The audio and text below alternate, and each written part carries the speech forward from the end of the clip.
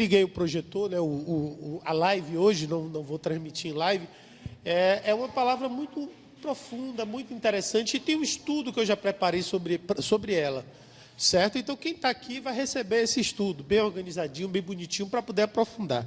Amém, queridos? Eu queria que os irmãos já fossem abrindo as suas Bíblias aí, para a gente ganhar tempo, já são 20h16. Não sei nem se eu vou conseguir ministrar toda a primeira parte hoje. A gente podia abrir logo em Apocalipse capítulo 1. E antes da gente começar a ler o texto, a gente precisa fazer uma reflexão sobre algumas coisas importantes e fundamentais.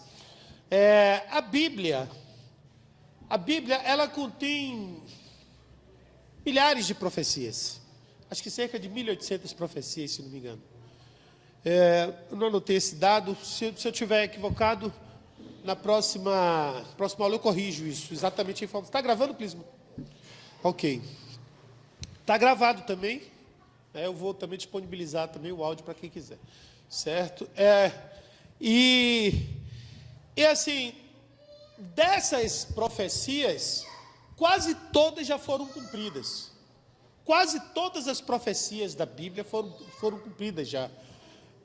Só sobre Jesus Cristo são cerca de 360 profecias e todas elas praticamente já foram cumpridas. Algumas não foram, que se referem à sua segunda vinda. Essas ainda estão no processo. E a gente observa que a palavra de Deus diz que Ele vela pelo cumprimento da palavra dEle. Então, tudo que Deus fala se cumpre. Tudo que está escrito na palavra se cumpre. Algumas pessoas têm dúvida sobre quem escreveu a Bíblia. Muitos dizem, os argumentos, que é o homem que escreveu a Bíblia. Mas, você sabia que a maior parte dos escritores que estão aí, você sabe como é que eles escrevem? Eles ditam um texto e alguém vai e digita por eles. A própria carta, as cartas de Paulo, se você ler, você vai ver que Paulo, ele dita para Silvano e Silvano é quem escreve. Nós cremos que Deus escreveu a Bíblia desse jeito. Ele ditou para o homem e o homem simplesmente colocou na Bíblia as palavras de Deus. Aquilo que Deus falou. Então, tudo que está escrito na Bíblia é de origem divina. E toda profecia bíblica, ela vai se cumprir. Apocalipse é um texto, ou é a última profecia que Deus liberou para o homem, e essa última profecia em si ainda não se cumpriu na íntegra todos os fatos que ali são descritos. Alguns fatos a gente já pode evidenciar, não vou aqui chamar a atenção, e eles tiveram uma aplicação naquele tempo, mas muitos fatos proféticos do Apocalipse ainda hão de se cumprir. O que significa Apocalipse? É a primeira pergunta que a gente tem que responder, porque Apocalipse é uma palavra estranha, né? Esquisita. Apocalipse é o termo que foi utilizado para o português, mas se você pega uma Bíblia em inglês, no livro de Apocalipse, você vai encontrar a palavra Revelation. Revelation, traduzido para o português, seria revelação. Então, Apocalipse é a revelação. É a revelação. A revelação de quê? A revelação dos últimos dias. Dos últimos dias. Pastor, o que é que o senhor chama de últimos dias? Todos os parâmetros que nós precisamos utilizar para o entendimento do Apocalipse, ou de qualquer profecia bíblica, ou de qualquer palavra bíblica, precisa estar fundamentado na própria Bíblia. E na Bíblia está escrito que um dia para Deus são como 1000 anos. E 1000 anos como um dia. Então, quando se fala em últimos dias, está falando em milhares de anos. Se você está falando em 10 dias, você está falando em 10.000 anos. Se você está falando em 100 dias, você está falando em 100 mil anos. Se você está falando em um ano, você está falando em 365 mil anos. Porque nós não temos, esse é o parâmetro de utilização ou de medição dos dias bíblicos. Para a gente descobrir quem escreveu o Apocalipse, a gente precisa abrir a Bíblia. E aí é que eu queria agora ler com vocês o primeiro texto, que está justamente em Apocalipse capítulo 1. Olha só, veja só como é que começa esse texto. A palavra começa assim, revelação. Olha só, revelação. Por que no inglês se chamou revelação e no português Apocalipse? O idioma inglês ele se adequa muito às, digamos, essas raízes hebraicas, as raízes judaicas e gregas. Então, os livros do Antigo Testamento, normalmente o nome deles era baseado na primeira palavra, normalmente, que tinha no livro. Certo? E aqui no inglês acabou se tornando, porque a primeira palavra que tem no livro de Apocalipse é a palavra revelação, revelation, revelação. Mas só que o que vem depois é que é o mais significativo. A revelação de quem? De Jesus Cristo. Revelação de Jesus Cristo, a qual Deus lhe deu para mostrar aos servos as coisas que brevemente devem acontecer pelo seu anjo. E pelo seu anjo as enviou e as notificou a João, o seu servo. Então veja bem, a palavra do Apocalipse, ela foi uma revelação de Deus Pai, Trindade em Cristo, que por meio de um mensageiro, o anjo é um mensageiro, foi notificada a João. A João. Quem era esse João? Tem muita gente que tem confusão com relação a isso, e hoje eu vou falar sobre esse João. Esse João era o João, o apóstolo do amor, o filho de Zebedeu, o irmão de Tiago. Esse João não era o João o Batista. João o Batista não foi apóstolo de Jesus. João o Batista, ele morreu, foi decapitado, antes mesmo que Jesus tivesse avançado de uma forma mais contundente o seu ministério, como nós vimos. Logo nos primeiros dias do ministério de Jesus, João Batista foi preso e foi decapitado.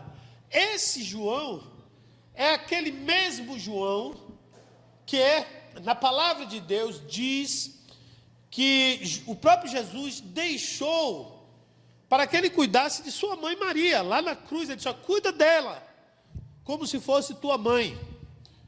Esse João é o mesmo João que escreveu o Evangelho segundo João, é o mesmo João que escreveu as epístolas de 1 João, 2 João e 3 João.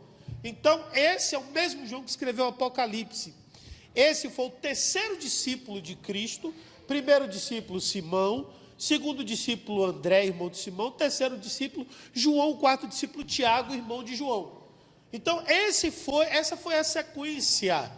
E ele era conhecido por apóstolo do amor, porque ele sempre pregou muito sobre o amor, e ele mesmo se autodesignava o apóstolo do amor. Esse João, Jesus também disse que ele não experimentaria a morte, como os outros discípulos. Então, esse João, ele morreu de velho, ele não morreu martirizado.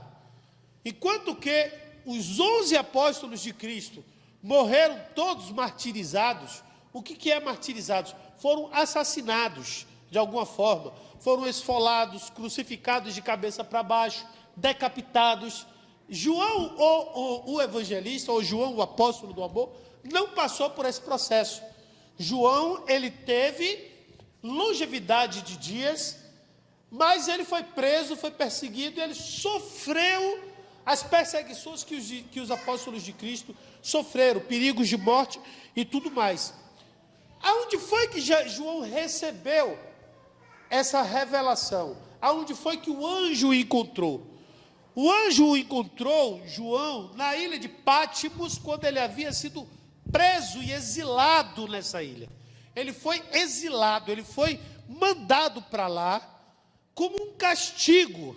Era uma espécie de uma prisão, um exílio, uma perseguição executada em sua vida, por ele ser um dos discípulos, um dos presbíteros, que inclusive ele se apresenta em João, segundo João, como presbítero. O que era o presbítero? O presbítero é o pastor.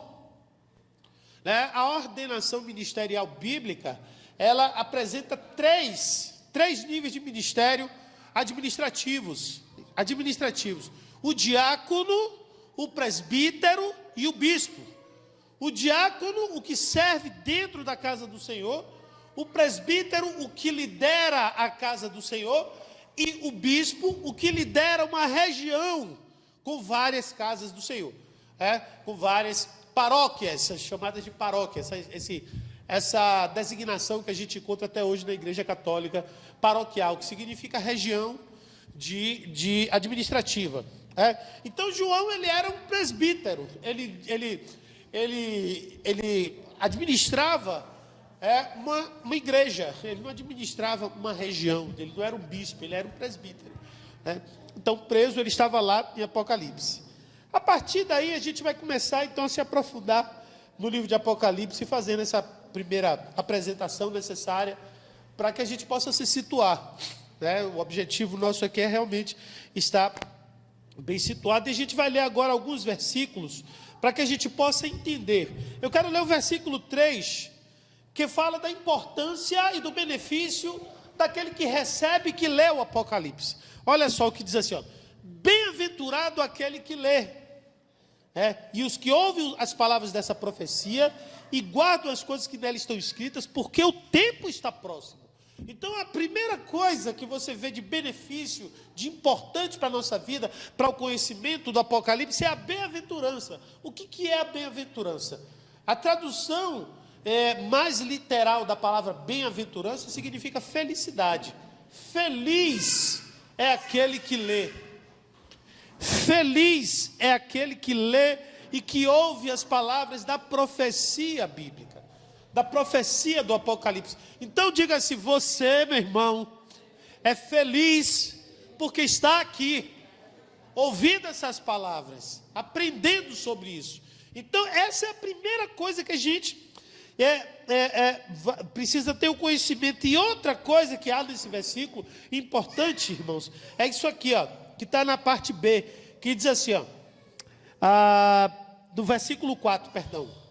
João, porque o tempo está próximo. João, às 7 igrejas na Ásia, graça e paz esteja convosco, da parte daquele que é, que era e que há de vir, e dos 7 espíritos que estão diante do trono de Deus.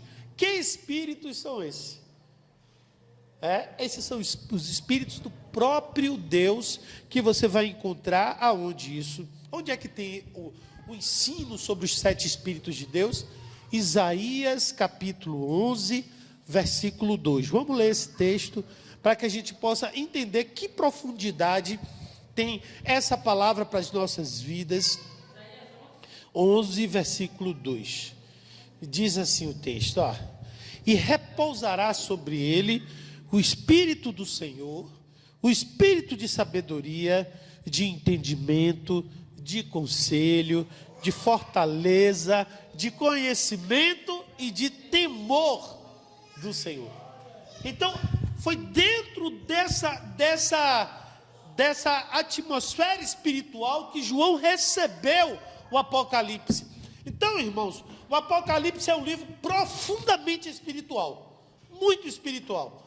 É um livro que, para que você possa compreender a palavra, essa profecia, você tem que estar sendo guiado pelo Espírito Santo. Você tem que estar sendo direcionado pelo Espírito Santo. Por quê? Porque diante da lógica humana, do entendimento humano, não é possível entender o livro de Apocalipse. Não é possível o homem capturar a mensagem da revelação do Apocalipse se não for debaixo da direção do Espírito Santo. Eu estou falando sobre isso, é até redundante, porque toda a Bíblia, para ela ser perfeitamente compreendida, ela precisa ter a unção do Espírito Santo sobre as nossas vidas. Mas o Apocalipse tem algo de especial, em função da sua linguagem extremamente espiritual, e que muita gente chama de simbólica, mas que muitas vezes não é simbólica, não. É literal, porém, pelo fato de estar fora do nosso âmbito de conhecimento, a gente acaba transformando em simbólica, né? Então eu queria voltar mais uma vez agora para o texto, para que a gente possa continuar esse estudo. Mas vamos ter uma sequência de versículos aí, uma sequência que vai do versículo 11, né? Nós temos algumas coisas que são mais de apresentação, mas a partir do versículo 11, você vai ver Jesus Cristo se apresentando, e agora sob a sua forma de corpo de glória. Como é importante a gente entender isso, irmãos? Por quê? Porque haverá um tempo em que nós não viveremos nesse corpo, mas teremos um corpo. Por quê? Porque o homem, ele é na íntegra tricotômico. O que é tricotômico? Ele é espírito, tri vem de três, alma e corpo. E em qualquer dimensão que nós estejamos, nós seremos espírito, alma e corpo. Por que seremos isso? Porque isso vai expressar a nossa semelhança a Deus. Deus é ao mesmo tempo três e ao mesmo tempo um. O homem é ao mesmo tempo três e ao mesmo tempo um. Ele é espírito, ele é alma e ele é corpo. E como é que nós podemos representar isso diante da trindade divina? Deus Criador, Pai, Controlador, alma. Deus Filho, Jesus Cristo, que habitou no nosso meio, corpo. E Deus Espírito Santo, que é o que habita hoje em nós, mas que a forma etérea é Espírito. O Espírito de Deus testifica com o Espírito do homem. E Deus em si é uma manifestação espiritual e ela só é corpórea em Cristo. A única forma corpórea de Deus é em Cristo. Entende isso? Se você quiser tocar Deus, você só pode tocar em Cristo. Cristo é a forma corpórea de Deus. Então aqui nesse texto vai revelar essa aparência de Cristo, a partir ali do verso 14, verso 13, que diz assim: em meio dos 7 castiçais, um semelhante ao Filho do Homem, vestido até os pés com uma roupa comprida e cingido pelos peitos com um cinto de ouro. E a sua cabeça e os cabelos eram brancos como a lã branca, como a neve, e os seus olhos como chama de fogo. E os seus pés, semelhantes a um latão reluzente, como se tivessem sido refinados numa fornalha, e a sua voz como voz de muitas águas. Então essa foi a descrição corpórea da visão de João acerca de Cristo. Ele viu essa imagem corpórea diante dele. E nessa imagem corpórea, a Bíblia fala que ele dizia uma palavra, que está no versículo 11, assim, ó: eu sou o alfa e o ômega, o primeiro e o último. O que vezes que escreve, o que vezes que você está vendo, João, escreve no livro, e envia-os às 7 igrejas que estão na Ásia, em Éfeso, em Esmirna, em Pérgamo, em Tiatira, e a Sardes, e a Filadélfia, e a Laodiceia. E aí, João não estava vendo ainda Jesus, ele só estava ouvindo. Aí no verso 12 diz que ele se vira para ver quem está falando com ele. Ele se vira. Quando ele se vira, aí ele tem essa visão, que ele começa a descrever essa visão. Essa visão, eu imagino que coisa. Você está num local só, e de repente, você começa a ouvir uma voz. Essa voz, irmãos, é a voz de muitas águas. Eu ainda não tive essa experiência, mas a voz de muitas águas, ela é uma voz que tem aquele poder de quando você chega, por exemplo, aqui em Foz do Iguaçu, naquelas cataratas lindas, e aquele monte de água, aquela coisa poderosa, que não tem nada que possa sobrepor. Se você for conversar com uma pessoa, ali a pessoa não consegue te ouvir.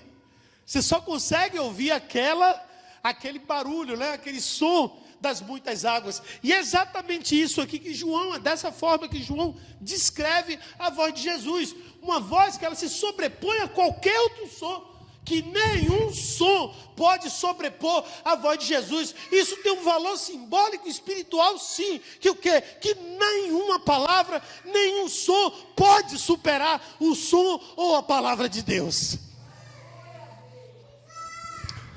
Então, aqui ele começa então a descrever, mas ele percebe ali no verso 16, diz que ele tinha 7 estrelas na mão direita, ó, da sua boca saía uma espada aguda. Uau, eu fico imaginando, que visão tremenda essa. É até difícil você descrever isso, né? Você teria que desenhar mais ou menos, para você ter uma ideia. Da boca dele saía uma espada com 2 fios, e o seu rosto era como o sol, brilhava. Brilhava. E aí, a Bíblia diz que João caiu, e caiu como morto. E a Bíblia diz que ele põe sobre ele a sua destra, e disse: não temas, porque eu sou o primeiro e sou o último. Então ali agora, qual foi a ação de Cristo? A ação de Cristo ali foi uma ação de consolo. Irmãos, eu quero que você saiba disso. Essa palavra agora é para você. O que nós vamos aprender durante esses dias. Deus não me disse quanto tempo eu devo ministrar esses estudos. Simplesmente Ele falou: às quartas-feiras você vai ministrar esse estudo do Apocalipse. Quem vier vai assistir, vai ouvir sobre o Apocalipse. Durante o tempo que for necessário, para nós falarmos sobre o Apocalipse, aprender, aprofundar. Por quê? Porque a igreja precisa aprender sobre o Apocalipse. Porque eu preciso aprender mais sobre o Apocalipse. Porque o Espírito Santo quer ministrar isso para o povo dele. Por quê? Porque é um tempo, irmãos, honestamente, eu nunca vi nada igual ao que aconteceu nos últimos 6 meses. Eu nunca vi nada igual. Para mim é uma imagem assustadora hoje, desculpe estar falando, olhando para a minha plateia, vendo todo mundo de máscara. Para mim é algo muito mais assustador do que ver a imagem de Cristo. Por quê? Porque isso revela, irmãos, que há uma peste solta no meio da população, na terra. E a Bíblia prevê que nos últimos dias haveriam pestes. E se nós não atentarmos, não abrirmos os olhos, pode ser, eu não vou afirmar aqui que eu vou morrer, ou eu vou ser arrebatado, ou nós seremos arrebatados ainda na nossa geração. Pode ser que não seja, porque um dia são como 1000 anos. Um dia são como 1000 anos, mas pode ser também que seja. E nós precisamos conhecer os fatos que a Bíblia descreve. Então, eu quero que você tenha isso no seu coração. Não temas, porque essa palavra que vai ser trazida aqui vai ser uma palavra de consolo, vai ser uma palavra de entendimento, vai ser uma palavra de crescimento, vai ser uma palavra de abertura de mente, vai ser uma palavra também de transformação. Deus vai te convidar também para ter um novo nível de santidade, um novo nível de vida, um novo nível de relacionamento, de profundidade com Ele. O que Deus quer é que seu povo esteja cada vez mais junto a Ele. O que Deus quer, Ele não quer catequizar religiosamente ninguém. O papel da igreja não é catequizar. O papel da igreja é revelar o Senhor, é revelar a vontade de Deus. O papel da igreja é revelar o amor de Deus. E o Apocalipse, ou a revelação do Apocalipse, é a revelação do dia em que Deus vai chamar definitivamente o seu povo para estar eternamente com Ele. Então a promessa maior, muitos têm promessas, as pessoas às vezes ficam tendo promessas de prosperidade, promessas de bênção, promessas de cura, maravilha, eu acredito que Deus realiza todas essas promessas, mas a promessa maior é de viver eternamente com Ele, não é morrer eternamente com Ele, é viver eternamente com Ele, e a revelação está aqui em Apocalipse. É isso que nós precisamos aprender. Amém? Então, nós vamos continuar vendo que Jesus tinha na destra 7 estrelas, e ele tinha 7 castiçais de ouro, e ele fala assim, ó, que essas 7 estrelas são os anjos das 7 igrejas, e os 7 castiçais que vistes são as 7 igrejas. Então, essa vai ser logo a primeira mensagem do Apocalipse. Ou seja, a primeira mensagem do Apocalipse é para as igrejas. A primeira preocupação, o primeiro direcionamento que Deus dá na mensagem do Apocalipse é para as igrejas. E ele utiliza o número 7, 7 castiçais, 7 estrelas, 7 igrejas. Qual é o significado disso? Por que 7? Porque 7, irmãos, ele está sempre ligado ao número de um fechamento de ciclo perfeito. Não obstante, nós vamos aprender no Apocalipse que 4 é a representação do número do homem, e 7 é a representação, e 3 é a representação do número divino. Deus, triuno, e o homem são 4, porque 4, observe, 4 evangelhos, nós vamos ver 4 seres viventes, 4 faces dos seres viventes. Isso a gente vê no livro de Isaías, a gente vê no livro de Ezequiel, isso a gente vê aqui em Apocalipse. A gente sabe que existe uma representação de cada um desses livros para cada um dos 4 evangelhos. E os 4 evangelhos revelam quem? Cristo, homem, Deus, homem, homem, Deus. Por isso há uma conexão. Não é à toa também que o filho do homem, que é leão da tribo de Judá, e Judá é o 4º filho de Jacó. O filho. Aí você soma 4 com 3, você encontra o quê? 7. Cristo é a perfeição. Ele é a perfeição. Então, por isso 7 igrejas, porque a igreja é o corpo de Cristo. Sendo o corpo de Cristo, as 7 igrejas representam essa perfeição. Mas dentro dessas 7 igrejas, Cristo profere uma palavra ou uma carta para cada uma delas, que cada carta dessas representa um ajuste em cada igreja. Aí nós vamos ter, irmãos, uma série de discussões teológicas sobre essas 7 igrejas, as funções, o que são, o que representam, que eu vou falar sobre isso. Vai dar tempo, graças a Deus, falar, pensei que não fosse, dá tempo, mas que vai dar tempo para falar. Certo? A primeira coisa que a gente precisa entender sobre os anjos da igreja em Apocalipse, ela pode, muitos traduzem esses anjos como sendo o pastor da igreja. Mas no Apocalipse não era isso. No Apocalipse não é esse o entendimento. O anjo da igreja, no Apocalipse, o que é? A interpretação é de que eles eram realmente seres celestiais que levavam a mensagem para a igreja. Entregavam a mensagem para o líder da igreja, naturalmente, mas o líder não era o anjo. Está entendendo isso? Então é importante a gente entender isso.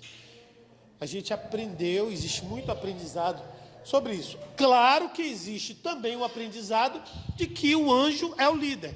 Então, eu não quero aqui mexer na doutrina individual de ninguém.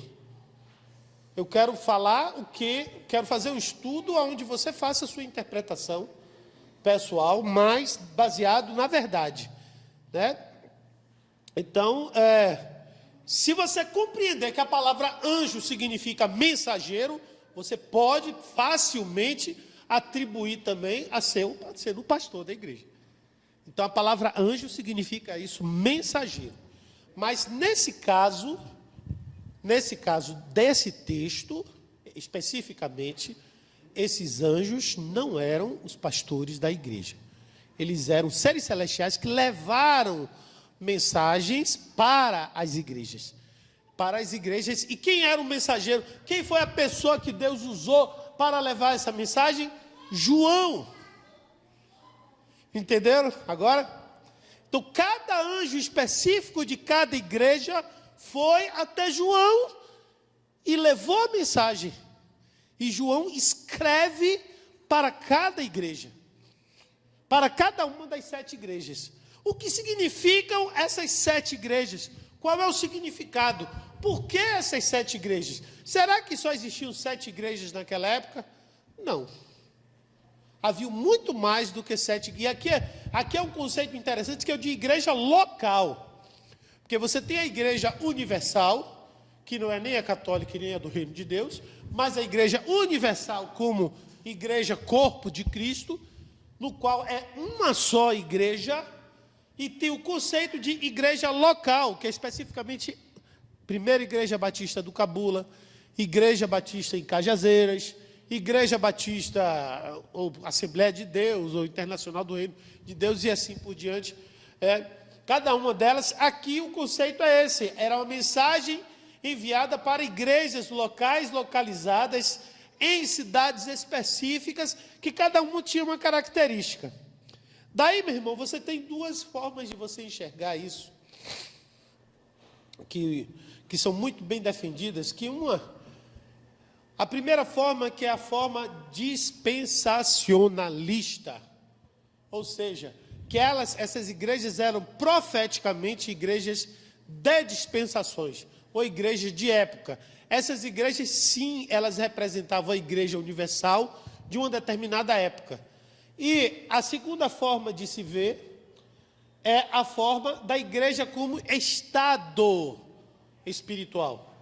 Então, cada igreja representa um estado espiritual que se repete ao longo das eras. Então, por exemplo, você pode chegar a ter uma igreja que é morta, que ela está relacionada à igreja morta, é a igreja de Sardes, é chamada igreja morta. A igreja de Sardes, ou a igreja morta, ela pode estar em qualquer época, que são aquelas igrejas que não frutificam, que são estéreis, cuja espiritualidade está frágil, fraca, onde não há conversão, onde as pessoas não têm avivamento e as pessoas vivem no pecado. Então, essa é uma representação da igreja morta. E a dispensacionalista não, ela analisa de outra forma. Aqui, por exemplo, a igreja dispensacionalista diz que a igreja de Éfeso representa a igreja apostólica, que aconteceu na dispensação apostólica do ano 30 a 100 depois de Cristo. A igreja de Esmirna, que é a segunda igreja, que é a segunda carta, ela representa a igreja perseguida e a igreja dos mártires, ou a dispensação da perseguição, que aconteceu entre 100 e 312 depois de Cristo. A igreja de Pérgamo representa a igreja que se uniu ao Estado. A igreja-estado, que foi a igreja romana, que aconteceu entre 313 e 509 depois de Cristo. A igreja de Tiátira, ou Tiatira, representa a igreja da Idade Média, que era a igreja corrupta e idólatra. Vocês estão vendo que vai de acordo com o período do tempo. A igreja de Sardes é a igreja da Reforma. É a igreja da Reforma. A igreja de Filadélfia representa a igreja missionária. Então foi a era das missões, que aconteceu entre 1730 e 1900, quando o evangelho mais cresceu no período pós Novo Testamento, né? Quando as missões começaram a desbravar a Ásia, as Américas, né? A igreja chegou aqui no Brasil. E, finalmente, a última igreja, que é a Laodiceia, que representa a igreja apóstata, que, segundo essa teologia, esse estudo, representa a igreja dos dias atuais. Eu não considero, irmãos, sinceramente, eu não consigo concordar com esse estudo, porque ele estabelece uma era, por exemplo, a igreja de Sardes, que era uma igreja morta, na igreja, como sendo a igreja da Reforma.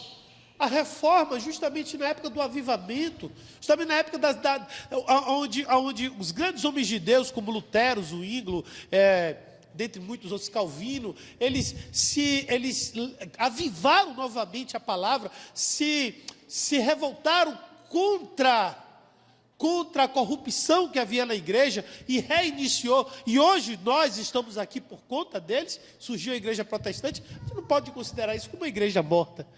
Vocês entenderam por que essa teologia dispensacionalista ela acaba sendo falha nesse ponto? E quando você entende que essas 7 igrejas, dentro dessas mesmas características, elas acontecem de forma cíclica, você vai então ter um entendimento melhor. Por que determinadas igrejas são avivadas? Determinadas igrejas têm o espírito neotestamentário, que eu acredito que são as igrejas em células. Essa é a forma como eu acredito. Porque é a visão neotestamentária restabelecida no meio do povo. Enquanto que você vê a igreja morta, como eu não vou citar aqui que igreja é, porque eu não gosto de falar mal de igreja. Eu não me permito isso. Mas nós sabemos que existem igrejas que não há mais espiritualidade. Você entra e sai e as pessoas estão mortas, estão sem vida. Já não pregam, já não tem mais o vigor, são religiosas, né? É o que a gente fala de religiosidade. Eles estão mais preocupados com formas do que com vida em Deus. Com vida em Deus. Então, essas 7 igrejas representam isso, né? E aí, o que acontece? Deus, ele por meio de João, revelou a João 7 cartas, uma para cada igreja. E que essas 7 cartas, elas têm uma estrutura básica. Se você pegar para ler as 7 cartas das igrejas do Apocalipse, elas têm uma estrutura semelhante a um esboço. Eu não sei, tem Lília que é pregadora também, né? Que prega, sim, com certeza prega. Que o esposo é pastor e tudo mais. Tem mais alguém aqui? Sabe que quando você vai fazer um esboço para uma pregação, talvez para um estudo, tem a pastora missionária Rosângela aqui também, quando vai fazer um estudo, quem lidera a célula recebe aquele estudo prontinho, onde você tem uma estrutura básica do que você vai dizer, do que vai ser falado. Essas cartas, elas também têm uma estrutura, todas elas obedecem à mesma estrutura, certo? Então, como era essa estrutura? Primeira coisa era uma saudação, depois tinha uma autodesignação de Cristo, ou seja, uma apresentação de Cristo para aquela igreja. Como é que a gente pode revelar isso, para ensinar isso para vocês? É uma revelação de Cristo específica para cada igreja. Cristo é um só, mas ele se revela de forma específica para cada igreja. Você entendeu? Ele se revela de uma forma. Por que essa revelação específica? Pelos aspectos culturais, irmãos, de cada pessoa, de cada local. Então, por exemplo, hoje o pastor Eclésio, culturalmente aqui, é bem jovem, né? Mas há tempos atrás eu tinha que estar aqui de paletó e gravata. Não é verdade? Hoje o tempo permite isso. Mas antigamente não se permitia isso. Se eu chego assim na África para pregar, é outra situação. Se eu chego no interior para pregar, numa cidade do interior, ainda, onde culturalmente eles ainda têm um outro entendimento, eu preciso colocar minha gravata e meu paletó. Não porque isso seja fundamental para a salvação, fundamental para pregar o evangelho, mas que é fundamental como revelação para aquele povo. Então, se Cristo, ele apresenta-se de forma diferenciada de igreja para igreja lá no Apocalipse por conta disso. A terceira coisa que ele faz é a aprovação da igreja.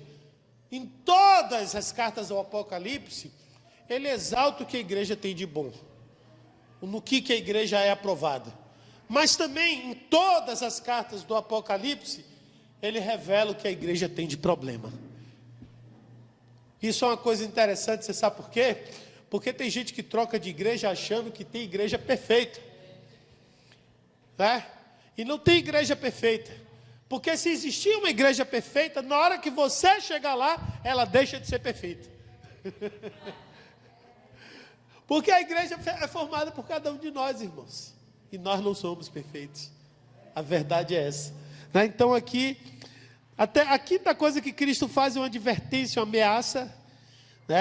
Então ele sempre chama a atenção de que você deve corrigir. Sabe por quê, irmãos? A vida de todo cristão deve ser de constante correção. Preste atenção no que eu estou te falando. O crente que se acomoda na vida em que está e não busca a cada dia estar melhor do que o dia anterior, é um crente que em um momento vai cair. Entenda isso. Todo dia que você acordar, procure entender ou saber o que você pode ser melhor do que no dia anterior. O seu parâmetro não vai ser seu vizinho. Nunca olhe como parâmetro nem o pastor, nem o seu vizinho, nem ninguém. Sempre é você mesmo. Como eu posso ser melhor amanhã do que eu sou hoje?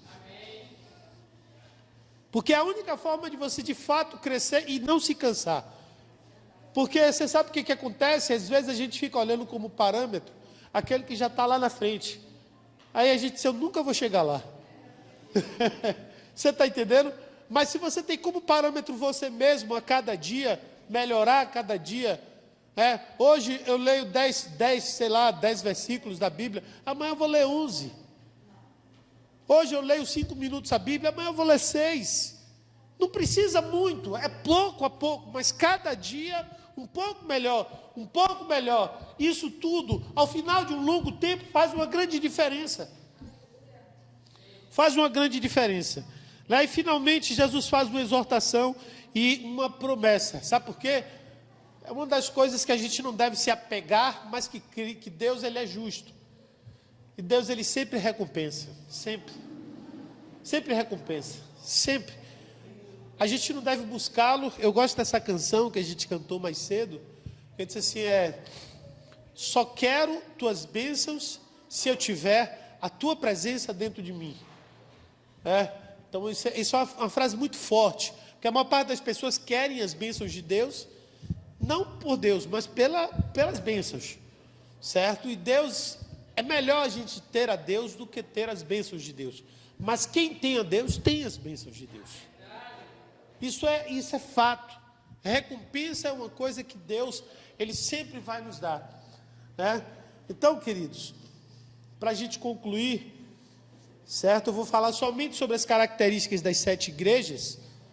E isso vai ficar registrado aqui, se você quiser esse estudo. Como eu disse, amanhã eu vou estar jogando está mais completo até, inclusive. Vou estar jogando no WhatsApp de vocês deixando comigo, e o áudio também dessa mensagem. Eu vou falar sobre as características das 7 igrejas, e depois nós vamos começar, na próxima quarta, a gente vai começar a entrar mais a fundo na questão profética, na questão da relação com os tempos atuais, com a relação dos selos, a relação das visões mais poderosas que João Batista teve, e como a gente pode conectar isso com os dias atuais. Mas primeiro nós precisamos entender que nós estamos vivendo um tempo onde essa palavra está sendo real. E que você como igreja, você precisa se identificar, porque você tem a questão da igreja universal e da igreja local. Como sua igreja local está, e da mesma forma como você como igreja está. Amém? Então vamos ver, a igreja de Éfeso, ela é elogiada pelo seu trabalho, por rejeitar o mal, por sua perseverança, por ser paciente. A crítica fica por conta do esfriamento. Você sabe aquelas pessoas que começam a fazer todas as coisas de forma técnica? O sermão ele é perfeito, tecnicamente falando, mas não tem unção, não tem amor. Você sabe aquele louvor que todo mundo toca uma bênção, tudo afinadinho, os instrumentos todos na altura certa, tudo belezinha. Você olha assim, tecnicamente é perfeito, mas não tem unção. Não está sendo feito para Deus, está sendo feito para o homem, muitas vezes. Certo? Então essa igreja, Deus chama atenção para quê? Para voltar ao primeiro amor. Ou seja, Deus diz assim, o seu trabalho é bom, mas você precisa fazer isso como? Você precisa fazer isso, você precisa saber para quem está fazendo isso. E ele faz uma promessa, certo? Que é a da árvore da vida. A igreja de Esmirna, ela é elogiada porque ela suporta tribulação e sofrimento. Sabe aquelas pessoas que perseveram diante das lutas? Aquelas igrejas que suportam, digamos assim, perseguições, que suportam finanças baixas, ou você manter bem difícil. Eu lembro, eu tinha um contato com um rapaz lá do Haiti, Ele ficava pedindo para eu mandar para ele recurso. Eu digo, oh, meu Deus, quantas vezes esse homem me importunava tanto, ele sem saber a luta que eu passava aqui. Ele achava que eu era rico porque eu estava no Brasil. E ele ficava me mostrando a igreja dele lá, mas a gente percebia que era um sofredor também. Então, assim, são essas igrejas que elas aguentavam o sofrimento, e a Bíblia fala que não havia nenhuma crítica para ela. E que eles tinham fidelidade, e assim, a igreja de Esmirna é a igreja modelo, padrão, porque ela lembrava muito a igreja perseguida.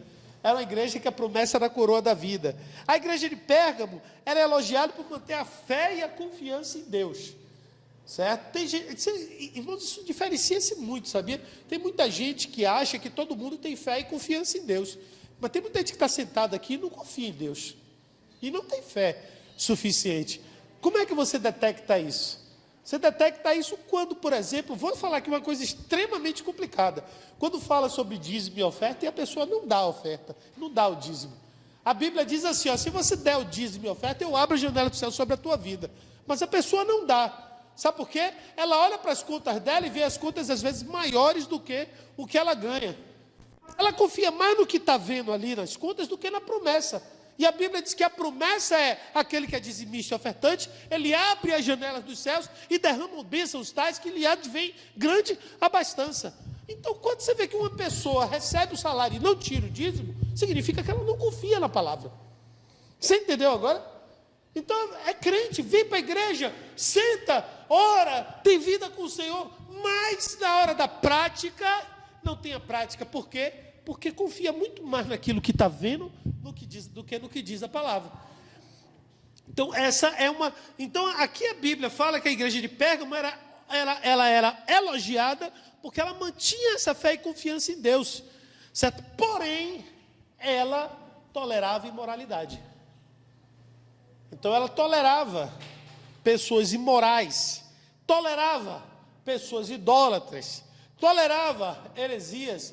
Ela tinha fé, você vê que ninguém é perfeito.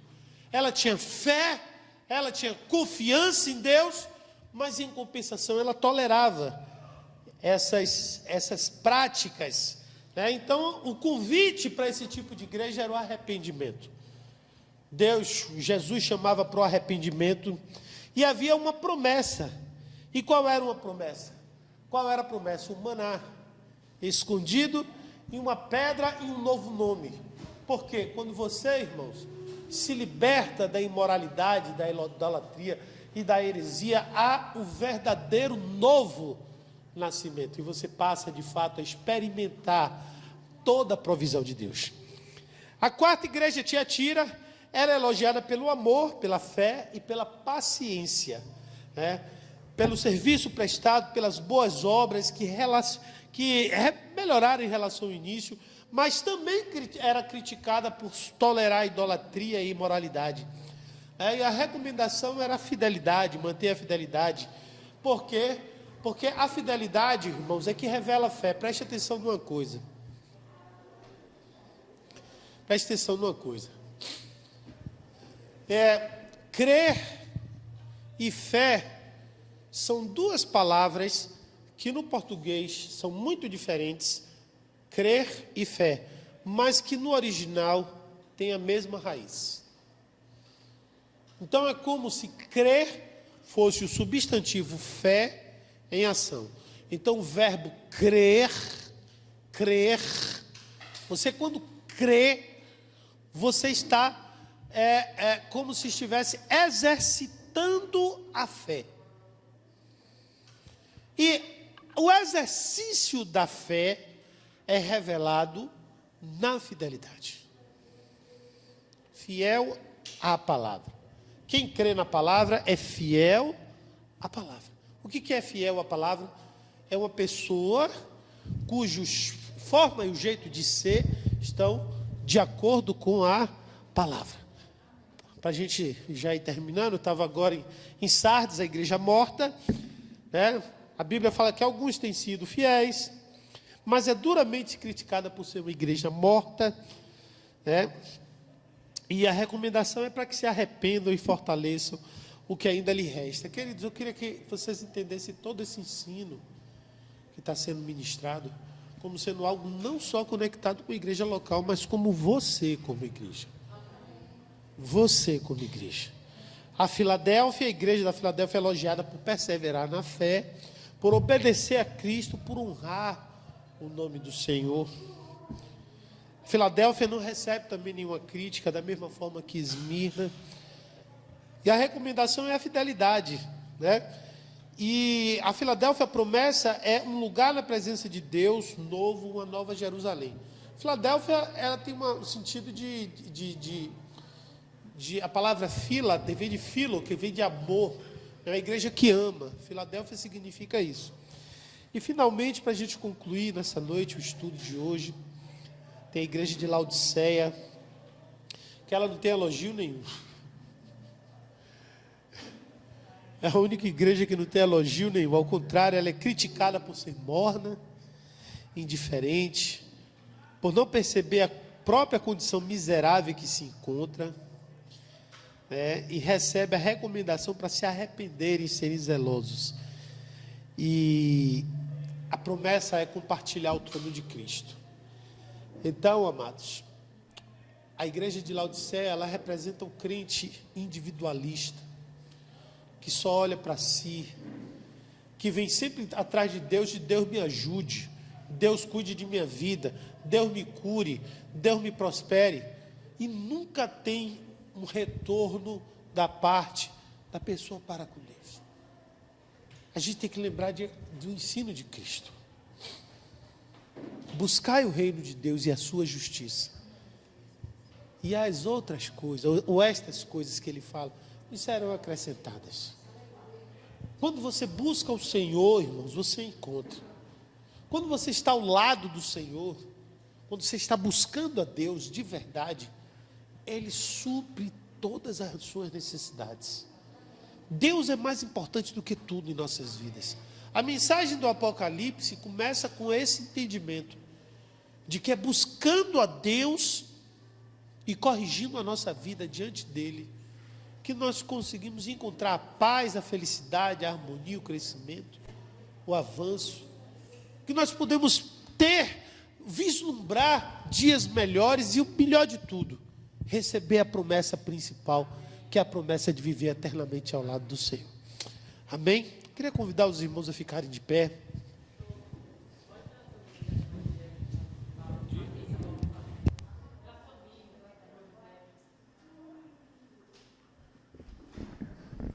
Vamos fechar os nossos olhos.